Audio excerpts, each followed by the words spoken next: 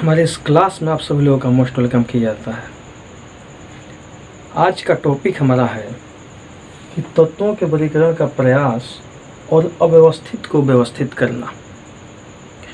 लेकिन इस टॉपिक को समझने से पहले इसके पिछले वीडियो लेक्चर को आप ज़रूर देख लें, जिससे ये टॉपिक और आपको आसानी से समझ में आएगा।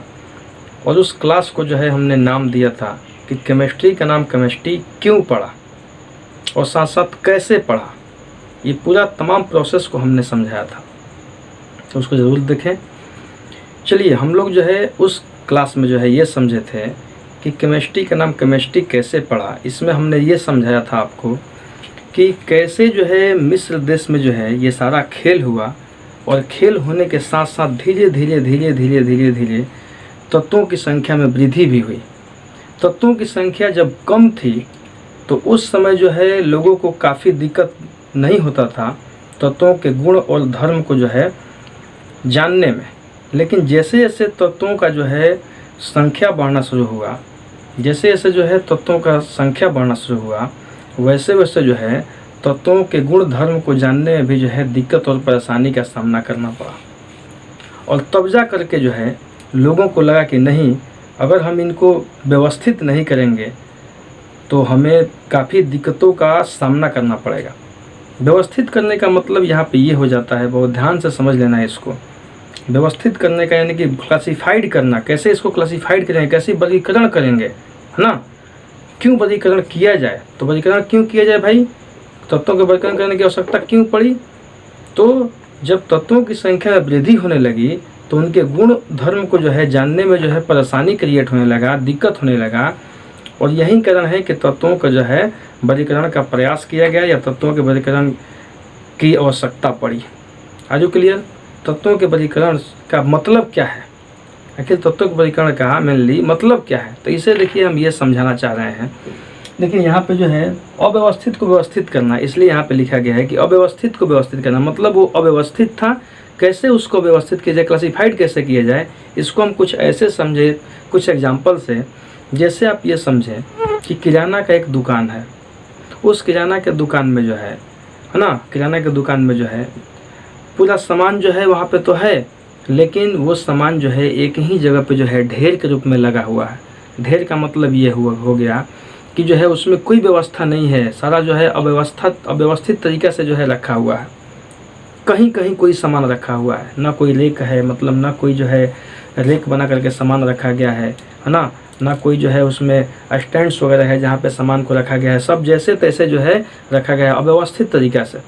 अब वहाँ पे कोई छोटा सा माचिस ही मांगने के लिए जाएगा तो क्या मिल पाएगा दुकानदार से? नहीं मिल पाएगा। लेकिन वहीं एक दूसरा दुकानदार है, एक दूसरा दुकान है, यहाँ पे ऐसे समझ लीजिए, एक दूसरा दुकानदार है जो कि वो सारे सामान को व्यवस्थित तरीके से रखा है ना। सारे सामान को पूरा रेक बना करके और सारा सामान को रख दिया है। इधर में मीठा बिस्कुट है, इधर मीठा वाला बिस्कुट है, उधर में नमकीन बिस्कुट है, ऐसे करके उधर में साबुन है तो साबुन में नहाने वाला लाइफ बॉय उधर में है। ऐसे करके अलग अलग जो भी साबुन वहाँ पे है उसको ऐसे सब सजा करके रख दिया है ना। अब बहुत सारे साबुन का वैरायटी है, सबको सजा के रख दिया है, सारे बिस्किट को रख दिया सजा करके, साथ ही नमकीन बिस्किट को रख दिया अलग तरीके से सजा के। नमकीन बिस्किट इधर रहेगा, ऐसे करके तो वो तमाम प्रोसेस को सजा करके अपना चाहे पत्ती मोमबत्ती अगरबत्ती मतलब जो भी है सबको उसने सजा के रख दिया। और एक बार आराम से सबको बढ़िया से देख लिया कैसे हम दुकान को सजाए हैं। इसके बाद अब जो भी कोई आएगा उसके दुकान पे, उस दुकानदार के पास कि हमें भाई ये चाहिए, मान लीजिए कि एक माचिस लेने के लिए ही कोई लड़का आया, वो दुकानदार के माइंड में फिट है, वो दुकानदार ने पूरा फ़ोटो खींच लिया एक तरीके से कहिए अपने आँखों में। अब वो आराम से बच्चा से बात करते रहेगा कि हाँ बेटा क्या बात है, कैसे पापा हैं तुम्हारे, कैसे दादा हैं, ऐसे बातचीत भी करते रहेगा। और जा कर के आराम से जाएगा और जाने के बाद में आराम से वो सामान को निकालेगा। सामान को निकालने के बाद बोलेगा कि ये लो बेटा। वो सामान को देखेगा भी नहीं, वो जान रहे हैं कि यहीं पे सामान है। एक वो तरीका है, वहाँ पे कितना भी भीड़ लगेगा ग्राहक का, वो आराम से अपना दुकान को चला लेगा। लेकिन जहाँ पे अव्यवस्था है वहाँ एक ग्राहक भी जाएगा तो उसको सामान नहीं मिल पाएगा और वो दुकान ढंग से नहीं चल पाएगा। तो इसको हम लोग बोलते हैं कि अव्यवस्थित को व्यवस्थित क्यों किया जाए।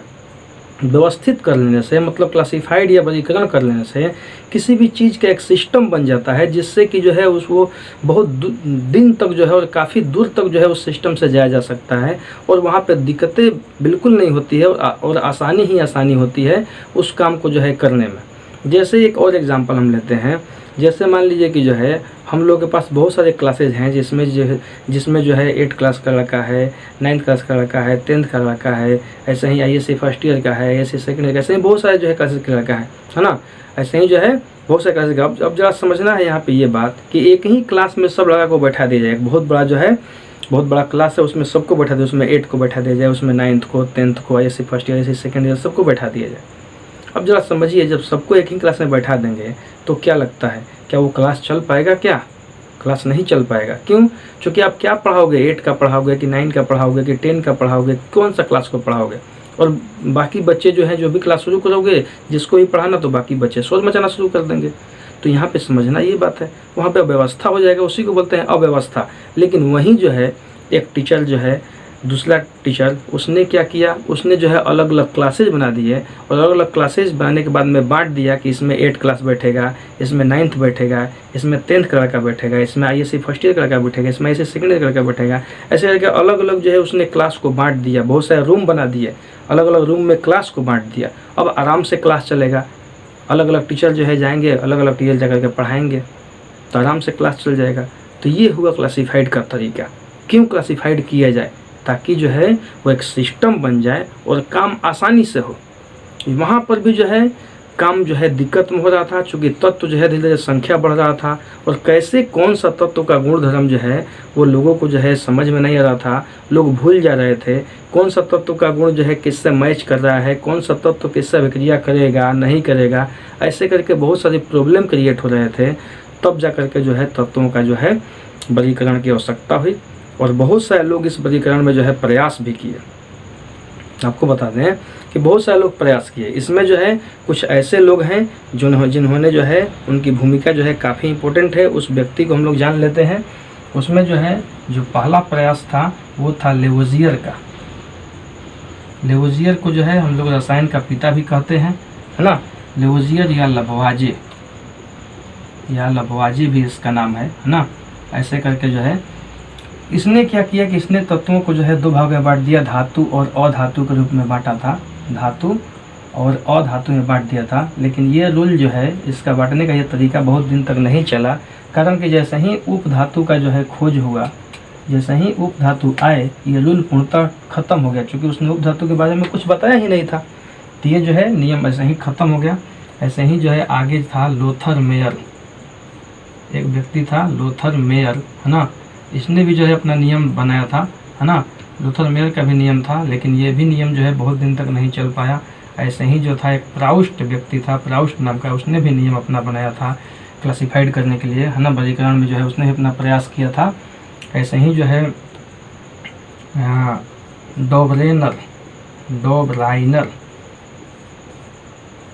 डोबराइनर ये भी एक व्यक्ति था, जिसका जो है काफ़ी इंपॉर्टेंट त्रिक है द ट्रेड्स ऑफ डोबराइनर, है ना। उसका जो है ट्रिक जो उसने ट्रेड्स का नियम दिया था। ऐसे करके जो है न्यूलैंड नाम का भी एक व्यक्ति था, उसने भी जो है रूल बनाया था। न्यूलैंड का जो है अष्टक नियम काफ़ी इंपॉर्टेंट है ना। अष्टक नियम इंपॉर्टेंट है। ऐसे ही करके जो है मेंडलीव, है ना। तो मेंडलीव का भी जो है रूल जो है बना, है ना। मेंडलीव ने भी जो है तत्वों को वर्गीकरण करने का प्रयास किया, है ना। लेकिन ये तमाम वैज्ञानिक जो है, ये तमाम लोग जो है इस वर्गीकरण के प्रयास में जो है असफल हुए। इनको वर्गीकरण का जो है प्रयास तो किया, लेकिन सफलता हाथ नहीं लग पाया, असफल हो गए। लेकिन एक वैज्ञानिक जो है, जिसको हम लोग मोसले के नाम से जानते हैं, और ये मोसले ने जो है आधुनिक आवर्त सारणी का निर्माण किया, और इसने जो है फतह हासिल कर ली, यानी कि जो है वर्गीकरण का प्रयास में जो है जीत हासिल हुआ इस मोसले को ही, और इसी ने जो है आधुनिक आवर्त सारणी का निर्माण किया था। आधुनिक आवर्त सारणी यानी कि जिसको बोलते थे, हम लोग बोलते हैं मॉडर्न पीरियोडिक टेबल। तो आधुनिक आवर्त सारणी का निर्माण जो है इसी ने किया था। ऐसे करके जो है आपको बता दें कि न्यूलैंड भी असफल रहा था, लेकिन इसको जो है एक डेवी पदक से इसको सम्मानित किया गया था, है ना। डेवी पदक से इसने जो है इसको सम्मानित किया गया था असफल होने के बावजूद भी जो है। तो ये क्वेश्चन भी आता है ना, थोड़ा हायर लेवल का क्वेश्चन है, हमने यहाँ पे बता दिया, है ना। कि इंग्लैंड में जो है एक रॉयल सोसाइटी जो है एक संस्था था, उसी ने जो है इसको डेवी पदक से सम्मानित किया था, असफल होने के बावजूद भी न्यूजीलैंड को, है ना। इस तरीक़े से जो है, तो ये सबके विषय में तो नहीं पढ़ना है ना, लेकिन नेक्स्ट क्लास में जो है हम लोग जो है यहाँ से पढ़ना शुरू करेंगे डेवलाइनर से, है ना। तो डेवलाइनर का जो है ट्रेड्स का रूल क्या है, ये काफ़ी इंपॉर्टेंट क्वेश्चन बन जाता है।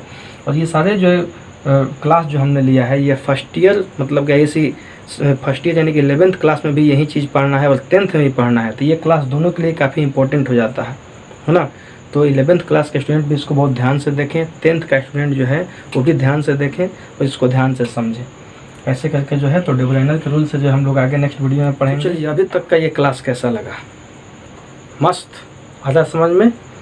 तो इस तरीक़े से जो है हम लोगों ने ये समझा कि कैसे जो है अव्यवस्थित को व्यवस्थित किया गया, और साथ ही साथ जो है हम लोगों ने ये भी समझा कि कौन कौन से ऐसे वैज्ञानिक थे जिसने जो है क्या किया, अपना प्रयास किया।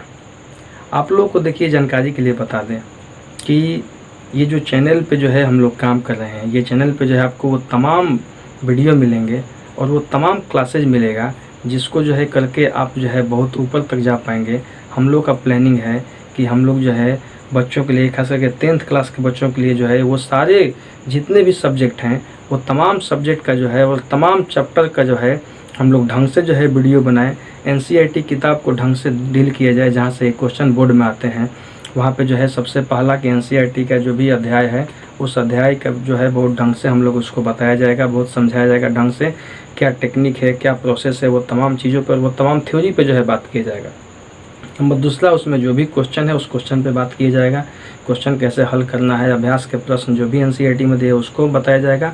नंबर तीसरा, फ्री टेस्ट सीरीज जो है हम लोग शुरू करने जा रहे हैं, जिसमें जो है फ्री टेस्ट सीरीज में जो है आप लोग आइए, उसमें जो है उसी प्ले लिस्ट में ही जो है आपको उसी चैप्टर में प्ले लिस्ट में जो है मिल जाएगा वीडियो फ्री टेस्ट सीरीज का जो है ना, जिसमें आप जो है टेस्ट दीजिए, अपने आप को जानिए, समझिए कि हम कितना पानी में हैं। इतना ही नहीं, बोर्ड मॉडल क्वेश्चन के बारे में बताया जाएगा और क्या क्या स्ट्रैटेजी है उस पर भी हम लोग बात करेंगे।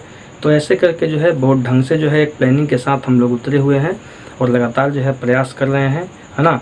तो अभी तक जो है आप लोग इस वीडियो को देखें, ध्यान से समझें, उसके लिए बहुत बहुत धन्यवाद। लेकिन एक बात अंत में कहते कहते जो है जा रहे हैं कि अगर आप मेरे इस चैनल पर नया है तो इस चैनल को आप ज़रूर सब्सक्राइब करें और सब्सक्राइब करने के बाद बेल आइकन का घंटी ज़रूर जो है दबाएँ, ताकि नेक्स्ट वीडियो क्या बनने वाला है, क्या आने वाला है, ऐसी कौन सी जानकारी है जिसको लेकर के हम बहुत आगे बढ़ सकते हैं केमिस्ट्री के फील्ड में या फिर और भी सब्जेक्ट के फील्ड में, तो कैसे जो है हम इसको जान पाएंगे। इसके लिए जो है बेल आइकन को ज़रूर दबाएं और साथ ही साथ जो है वो तमाम बच्चे जो कि आपकी ही तरह वो भी जो है उनको ढंग का गाइडलाइनिंग नहीं मिल पा रहा है, कोचिंग क्लास के बावजूद भी जो है वो घर पे आने के बाद हेजिटेट हो जाते हैं, कैसे पढ़ें, क्या पढ़ें, समझ में नहीं आता है, तो उन तमाम बच्चों को ये वीडियो शेयर कीजिए और शेयर करने के बाद में जो है उन लोगों को भी बोलिए कि आप भी जो है इस चैनल से जो है जुड़ जाओ, सब्सक्राइब करो और इस तरीक़े से जो है यहाँ से हम लोग एक क्रांति लाएंगे बच्चों में।